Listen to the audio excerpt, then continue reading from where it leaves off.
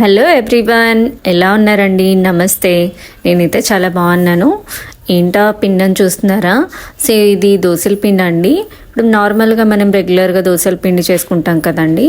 So ఇలా నాకు ఏంటంటే రెగ్యులర్గా దోశలు, ఇడ్లీ ఇవన్నీ బోర్ అనిపించింది. సో అందుకని నేను ఏం చేస్తున్నానంటే గుంట పొంగనాల కోసం అని చెప్పేసి ఈ ఐటమ్స్ అనేది చూపిస్తున్నాను. చూసారా?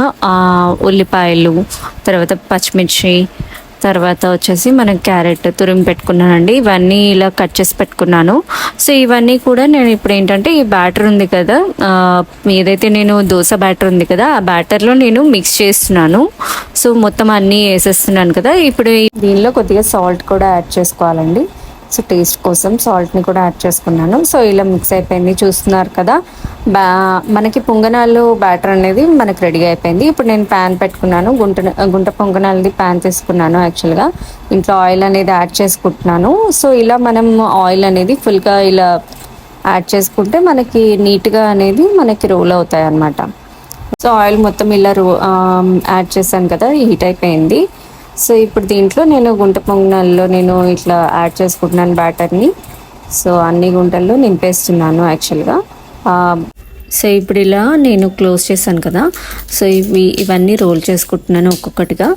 సో ఇలా మనం తక్కువ నూనెతో పొంగనాలు అనేది గుంట పొంగనాలు అనేది మనం రెడీ చేసుకోవచ్చు అనమాట.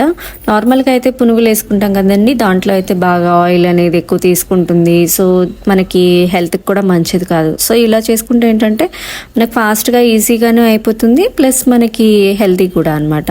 సో తక్కువ ఆయిల్తో ఇలా గుంట పొంగనాలు అనేది చేసుకోండి. నేనైతే కనుక ఇలా నేను ప్రిపేర్ చేసుకున్నాను. ఇప్పుడు నేను అన్నీ కూడా ఒక్కొక్కటిగా సర్వింగ్ ప్లేట్లోకి తీసేసుకుంటున్నాను.